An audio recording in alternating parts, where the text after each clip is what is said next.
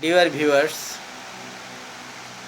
dear viewers, we know English is an international language and it is very important for every man as well as the students, and most of us want to learn English to speak, to write, to communicate, but most of us are failed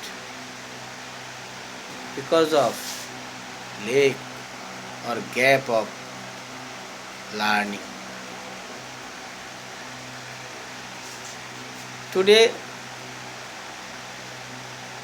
I shall discuss about changing sentence from simple to complex, and for the easiness or to make it easy, I am telling in Bengali. শোনো, আমরা ইংরেজি চেঞ্জিংয়ের ক্ষেত্রে একটু দুর্বলতা অনুভব করি পরীক্ষার প্রশ্ন যখন হাতে আসে। সেক্ষেত্রে আমাদের সেই ভীতিটা, সেই দুর্বলতাটা কিছুটা হলেও লাঘব করার চেষ্টা করব আমার এই সেশনের মাধ্যমে। এখানে আমরা আজকে সিম্পল সেন্টেন্স থেকে কমপ্লেক্সে যাওয়ার ওয়েগুলো আলোচনা করব। সেই লক্ষ্যে আমরা প্রথমেই জেনে নেব সিম্পল সেন্টেন্স কি। সিম্পল সেন্টেন্সটা আর সাধারণ সেন্টেন্সের থেকে একটু আলাদা, দেখেই কিছুটা ঘাবড়ে যাওয়ার মতো। কারণ এমনিতে আমরা যে সেন্টেন্সগুলো পড়েছি বা দেখেছি সেগুলোতে সাবজেক্ট, ভার্ব, অবজেক্ট এই ধরনের গঠন থাকে, কিন্তু এই সিম্পল সেন্টেন্সের শুরুতে বা পুরো সেন্টেন্সটাতে একটু অতিরিক্ত কিছু শব্দের আগমন ঘটে। সেই শব্দগুলো কি, সেইগুলোই আসলে অন্যান্য সেন্টেন্স থেকে এই সেন্টেন্সটাকে আলাদা করেছে। তারপরে আমি সিম্পল সেন্টেন্সের বৈশিষ্ট্যটা বলি। সিম্পল সেন্টেন্সে একটি সাবজেক্ট এবং একটি ফাইনাইট ভার্ব থাকে। এছাড়াও আরেকটা অংশ থাকে যেখানে সাবজেক্ট শো করে না বা ভার্বটাকেও ফাইনাইট করে না। এই ক্ষেত্রে এই সিম্পল সেন্টেন্সটাকে কমপ্লেক্স করার কিছুটা সহায়তাও পাওয়া যায়। আমরা একটি উদাহরণের মাধ্যমে সেটা লক্ষ্য করি। উদাহরণটা হচ্ছে এই: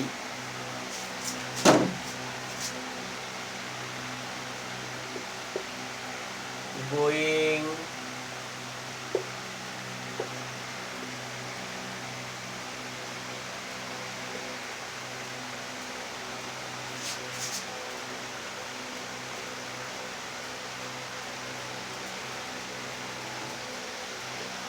এখানে একটা সেন্টেন্স লিখলাম। সেন্টেন্সটা হচ্ছে going to market I bought a book. Going to market I bought a book. এখানে এই যে গোয়িং টু মার্কেট, এইটুকু আমরা লক্ষ্য করি।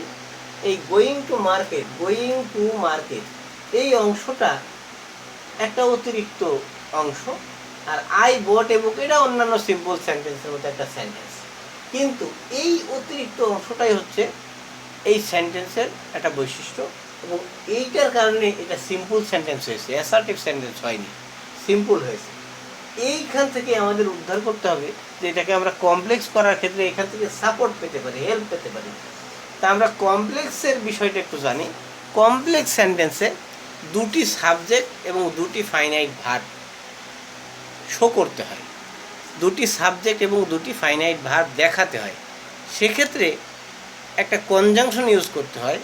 কনজাংশনগুলো বিভিন্ন জায়গায় বিভিন্ন কারণে বিভিন্ন কনজাংশন আছে। এইখানে আমরা যখন সেন্টেন্সে একটা ক্লজ বাদে আরেকটা যে অংশ থাকবে সেই অংশে যদি আইএনজিযুক্ত ভার্ব থাকে, সেই ক্ষেত্রে আমরা ওই আইএনজিযুক্ত ভার্বের জন্য আমরা অ্যাজ অথবা সিন্স অথবা হোয়েন, অ্যাজ অথবা সিন্স অথবা হোয়েন ব্যবহার করব। এবং এটা সেন্টেন্সের শুরুতেও ব্যবহার করা যেতে পারে, আবার মাঝখানেও ব্যবহার করা যেতে পারে। তবে শুরুতে যদি ব্যবহার করা হয় তাহলে এই ক্লজটা শেষ হলে একটা কমা ব্যবহার করতে হবে এবং পরবর্তী যে কমার পরে যে ক্লজটা আছে সেটা হুবহু বসিয়ে দিতে হবে। আর যদি এই অ্যাজ সিন্স হোয়েন মাঝখানে ব্যবহার করা হয় তাহলে কমা ব্যবহার করার দরকার হয় না। তা আমরা এখন দেখে নেব শুরুতে আমরা এই হোয়েনটা ব্যবহার করব। এখানে একটা কথা বলে রাখার দরকার যে যখন সময় বোঝাবে তখন হোয়েন ব্যবহার করতে হবে, আর যখন কারণ বোঝাবে তখন অ্যাজ বা সিন্স ব্যবহার করতে হবে। তো এইখানে আমরা দেখতে পাচ্ছি সময় বোঝাচ্ছে। কীভাবে সময় বোঝাচ্ছে? গোয়িং টু মার্কেট, বাজারে গিয়ে আই বট এ বুক, আমি একটি বই কিনলাম। এই ক্ষেত্রে বাজারে যাওয়া একটা সময়ের ব্যাপার। বাজারে পৌঁছানোর পরে আমি বই কিনলাম, তার মানে যাওয়ার পরে। এটা বই কেনার কারণেই যাচ্ছি তা না, যাওয়া হলে বইটা কেনা হলো। ঠিক আছে? তো এখন আমরা শুরুতেই হোয়েন ব্যবহার করব। যখনই হোয়েন ব্যবহার করলাম, হোয়েন লিখলাম। এইবার আমরা ওই হোয়েনের পরে এবার একটা ক্লজ দেব। আগেই বলেছি যে কমপ্লেক্স সেন্টেন্সে দুটি সাবজেক্ট দুটি ফাইনাইট ভার্ব শো করতে হবে। এক্ষেত্রে আমরা সাবজেক্ট কোথায় পাবো? ওই সাবজেক্টে আমরা যেহেতু একই ব্যক্তির কাজ, ওই সাবজেক্টটা এখানে ইউজ হবে। হোয়েন আই, আচ্ছা যখন আই লিখলাম এইবার আমার ভার্ব দিতে হবে। ভার্ব এখানে তো গোয়িং আছে, গোয়িং থেকে তো আমরা সরাসরি গোয়িং এখানে বসাতে পারছি না, আমাদেরকে এটা ফাইনাইটে রূপান্তরিত করতে হবে। এটা আছে নন ফাইনাইট, অর্থাৎ আইএনজি যুক্ত ফর্মে আছে। ঠিক আছে? এটা এখন আমাদেরকে ফাইনাইটের রূপ দিতে হবে। রূপ দিতে হলে আমাদেরকে আগে আইএনজি আউট করতে হবে। আচ্ছা আইএনজি আউট করলাম। আইএনজি আউট করার পরে আমাদের গো আছে, এই গোটাকে আমরা এখন মূল ফর্মে নিয়ে দেবো। এইটা হচ্ছে এই পাশে আমাদের যে ক্লজটা আছে সেই ক্লজে লক্ষ্য করতে হবে। এই ক্লজে কি আছে? ভার্ব আছে বট। বটটা কি? ভার্বের কোন ফর্ম? Past form. তাহলে আমাদের এই গো ফর্মেরও পাস্ট ফর্ম বানাতে হবে। তাহলে হোয়েন আই, এই গোর পাস্ট ফর্ম হচ্ছে ওয়েন। হোয়েন আই ওয়েন, এইটুকু আমাদের ক্রিয়েটিভ কাজ, এইটুকু আমাদের নিজের করতে হবে। এরপরে যা আছে আমরা হুবহু বসিয়ে দেব। কিভাবে বসাবো? To market, to market I bought a book, হয়ে গেল আমাদের কমপ্লেক্স সেন্টেন্স। তাহলে আমরা নিশ্চয়ই বুঝতে পেরেছি যে সিম্পল এবং কমপ্লেক্সের তফাৎটা কি, এবং একটা সিম্পল সেন্টেন্স থেকে কীভাবে একটা কমপ্লেক্স সেন্টেন্সে রূপান্তরিত করা যায়। এখন আমরা এর এই আইএনজির আরও দুইটা রূপ আছে, সেই রূপ দুইটা আমরা দেখে নেব। একটা হচ্ছে বিং। সেন্টেন্সে এই আইএনজি রূপের আরেকটাই হচ্ছে বিং। এখানে বিং এর বিষয়টা আমি বলি। বিং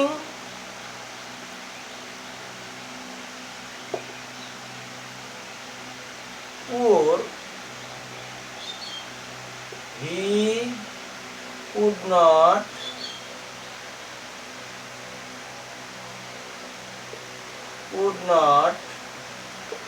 buy a shirt, লিখলাম শার্ট, সমস্যা নেই। সে বিং পুয়ার, দরিদ্র হওয়ার কারণে, বিং পুয়ার দরিদ্র হওয়ার কারণে, he could not buy a shirt, সে একটা জামা কিনতে পারেনি। তাহলে এখানে এই যে বিংটা লিখলাম, এই বিং হচ্ছে এখানে কারণ। সাধারণত বিংটা কারণ হিসেবেই আসে। তো এই বিং যখন থাকবে তখন আমরা ওই আগের নিয়মের মতোই অ্যাজ বা সিন্স ব্যবহার করব। ঠিক আছে? কারণ বোঝালে অ্যাজ বা সিন্স হয়, আমরা অ্যাজ বা সিন্স ব্যবহার করব। এক্ষেত্রে আমরা লিখবো এখন অ্যাজ, লিখলাম অ্যাজ হয়ে গেল। এখন আমাদের সেই সাবজেক্টের কাজ। সাবজেক্ট আমরা কোথায় পাবো? এই যে কমার পরে অর্থাৎ সেকেন্ড ক্লজে যে সাবজেক্ট আছে ওটাই নেব। অ্যাজ হি হয়ে গেল হি, এখানে আমরা নিলাম। এইবার আমাদের ওই আগের মতো এইখানে ভার্বের কোন ফর্ম আছে? Can, could, past form. এইখানে দেখা যাচ্ছে বিং আছে, তা আমাদের ইং তুলি দিতে হবে, অর্থাৎ আইএনজি তুলি দিতে হবে। যখনই আইএনজি থাকবে আইএনজি তুলি দিয়ে এবার মূল ফর্ম কি আছে? বি। বি মানে কি? বি মানে অ্যামিজার। বি এর কি রূপ? অ্যামিজার। আর পাস্ট ফর্ম হলে ওয়াজ হয়, যেহেতু এটা পাস্ট ফর্মে আছে আমাদের ওয়াজ বা ওয়ার, তাহলে হির সাথে কি যায়? ওয়াজ না ওয়ার? অবশ্যই ওয়াজ যায়। তাহলে অ্যাজ হি ওয়াজ। এইবার কমার আগে যে শব্দটা আছে বসিয়ে দেবো। Poor comma he could not buy a shirt. এদিকে আমাদের কোনো ঝামেলা নেই। ঝামেলা শুধু ওই যে আইনজি যুক্ত ভার্ব পর্যন্ত ঝামেলা। এইটুকুর জন্য আমাদেরকে অ্যাজ বসাতে হচ্ছে বা সিন্স বসাতে হচ্ছে বা ওয়েন বসাতে হচ্ছে, সাবজেক্টটা আবার আনতে হচ্ছে, মূল ভার্বের ফর্মটা দেওয়া। এইটুকু দেওয়ার পরে বাকি যা আছে আমরা হুবহু বসিয়ে দেবো, আমাদের কমপ্লেক্স সেন্টেন্স তৈরি হয়ে গেল খুব সহজে। এবার আমরা এর আরেকটা রূপ আছে, আইএনজির আরেকটা রূপ আছে, সেটাও আমরা একটু চেষ্টা করি। যে having finished the work. Having finished the work, he left the field. এখানে আমি লিখলাম having finished the work, কাজটি শেষ করে কমা, he left the field। এখানে দেখা যাচ্ছে এই হ্যাভিং আছে, অর্থাৎ হ্যাভের সাথে আইএনজি, এটাও আইএনজি। এখানেও আমরা একইভাবে করব। এখানে হ্যাভিং সাধারণত সময় বোঝায়, তাহলে হোয়েন বসালাম। আগের নিয়মে সময় বোঝালে হোয়েন হয়, হোয়েন। এবার আমরা দেখব ওই আগের মতো সাবজেক্ট নিয়ে আসতে হবে। হোয়েন হি, হোয়েন কি? হি, হোয়েন হি। এইবার আসছি আইএনজি তুলে দেবো, মূল ভার্বের ফর্ম দেবো। এটা কি আছে? লেফট। ভার্বের পাস্ট ফর্ম আছে, তাহলে আমাদের কি করতে হবে? এখানে হ্যাভের পাস্ট ফর্ম কি আনতে হবে? হ্যাভের পাস্ট ফর্ম হচ্ছে হ্যাড, তাই না? হ্যাভের past form have, had, had, বা হ্যাভ, হ্যাজ, হ্যাড, হ্যাড। তাহলে আমাদের এখানে কি করতে হবে? হ্যাড দিতে হবে। হোয়েন হি হ্যাড হয়ে গেল আমাদের মূল কাজ। এইবার আমরা এখান থেকে যা আছে সোজা শেষ ফুল স্টপ পর্যন্ত বসিয়ে দেবো। When he had finished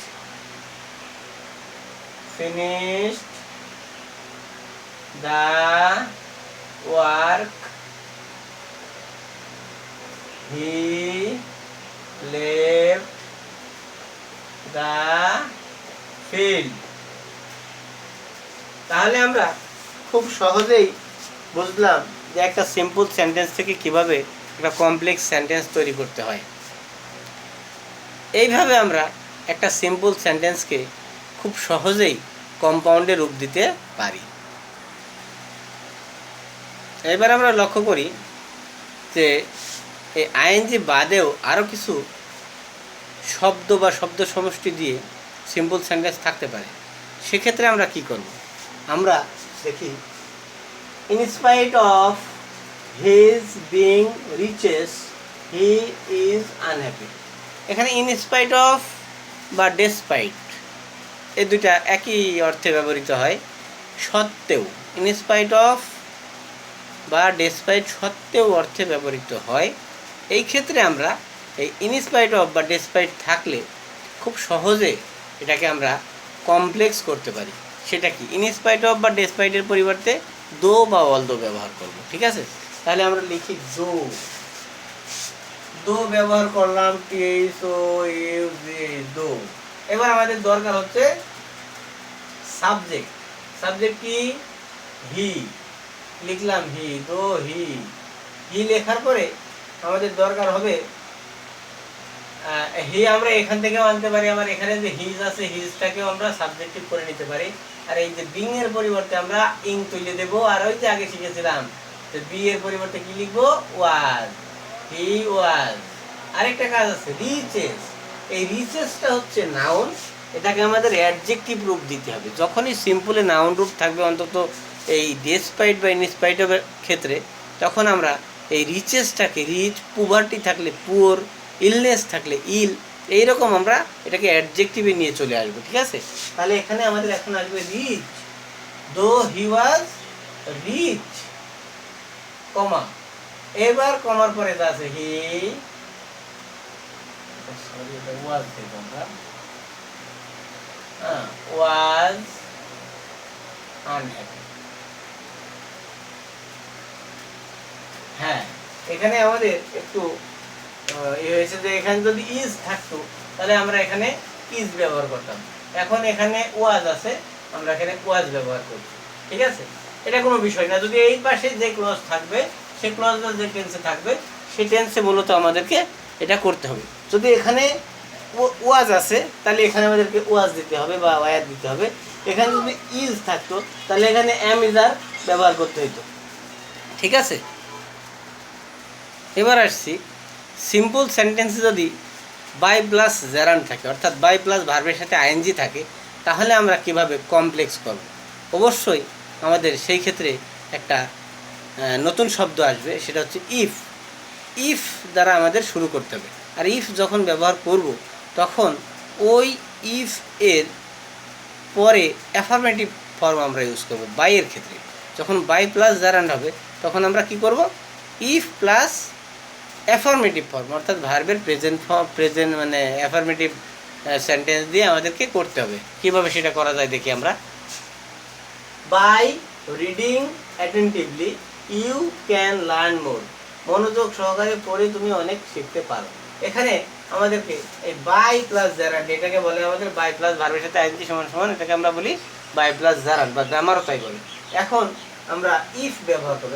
if subject আমরা ইউ, ইউ এবার কোন টেন্স, ক্যান, প্রেজেন্ট তাহলে রিড, আইএনজি তুলে দিলাম, প্রেজেন্ট ফর্ম আনলাম।